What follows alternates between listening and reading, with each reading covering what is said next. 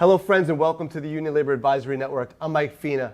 Today, I'm extremely proud and privileged to have Gary LaBarbera Jr., business rep for Teamsters Local 282 and team lead for the Teamsters for Helmets to Hardhats, with us today. Gary, thank you so much for joining and appreciate your time. Thank you for having me, Michael. You got it, Gary. You got it, Gary.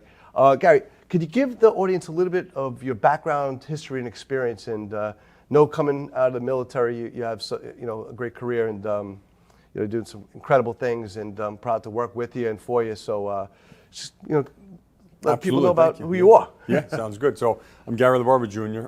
Obviously, I grew up in a union household.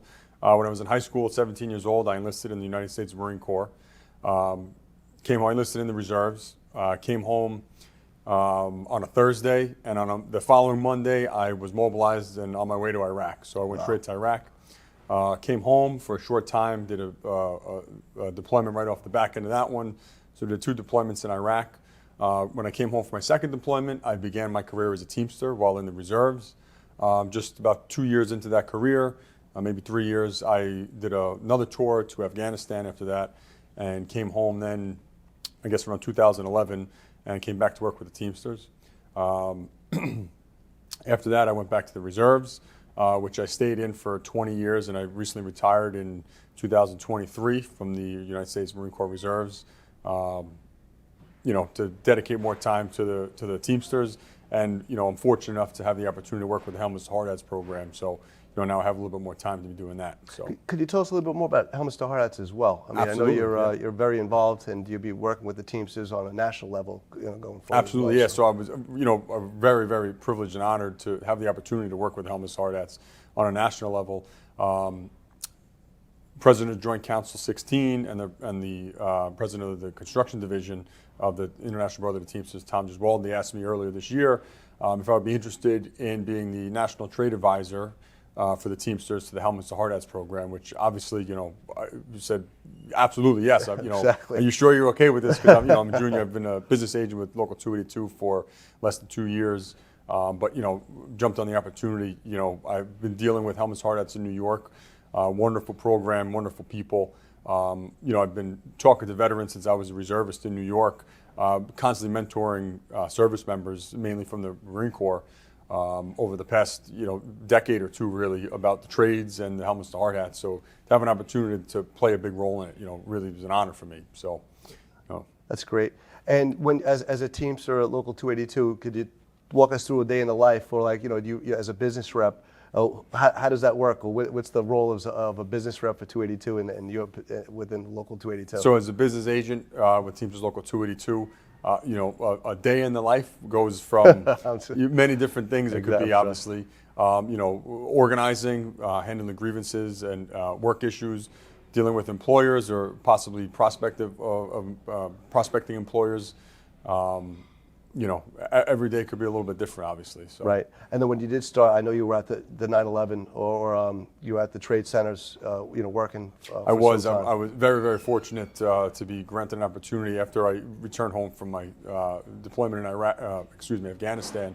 I was very fortunate to be given the opportunity to be an on-site steward for Teamsters Local 282 at the World Trade Center, dealing with the obviously reconstruction of the World Trade Center. And I was there for 8 or 9 years. I was down there representing Teamsters Local 282, dealing with all different contractors and the Port Authority and whoever was doing work down there. So, that was a tremendous opportunity to be part of, really such a monumental project after obviously the tragedies that occurred at the World Trade Center and across the country on September 11th. Yeah.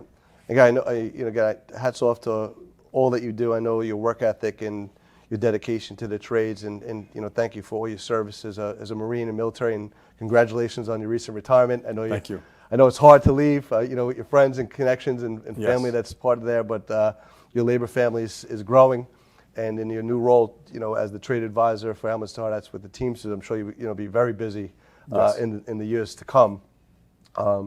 And you want to share a little bit more about maybe what you plan on doing, or how you can help facilitate, I guess, career opportunities, or maybe just talk about those opportunities for those veterans? Absolutely, yeah. So we with the Teamsters, at least from my experience so far with Teamsters Local 282 and talking to different locals across the country, There's a lot of challenges there, right? Because, veterans are coming out of the service at 22, 23 years old.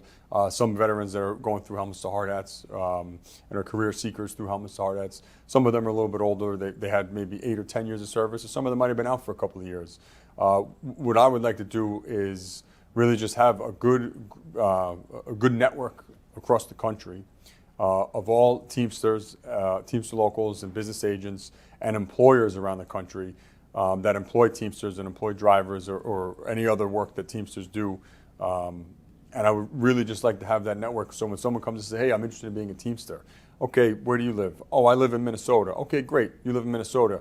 Here, let me put you in touch with this individual out here. Let's find the career opportunity for you, right? Yep. That's what I'm really looking to do around the country on a large scale. And I know we talk on a regular basis as well. It's really just connecting the dots, right? So that's one of the things that's one of your messages, right? And it is connecting people to the right contacts for the right reasons and the right purpose. And those career opportunities for those veterans are there, and just guiding them and making sure that that message is clear and accessible to the people that are looking for those career opportunities.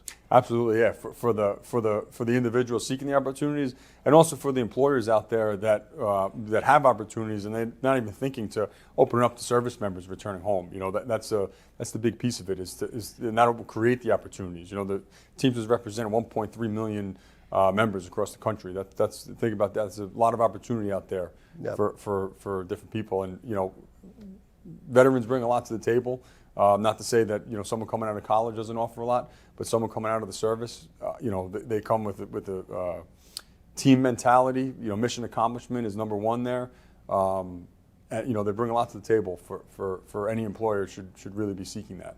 Yep, without a doubt, and it's one of the reasons I'm here too, to really support, educate, and promote those particular career opportunities and work closely with you to help support your initiative and working with the Teamsters and supporting the veterans for those career opportunities. So I'm just, privileged, proud to work with you. Looking forward to 2024. And Gary, thanks for all you do. Appreciate all your work. Thank you, Mike. You got it. I'd like to thank all our sponsors for helping to build and promote the ULA Network. It is because of you that we're able to support, educate, and promote informative content relevant to labor. Please subscribe, like, and share our channel and media. I'd like to thank you all for your support.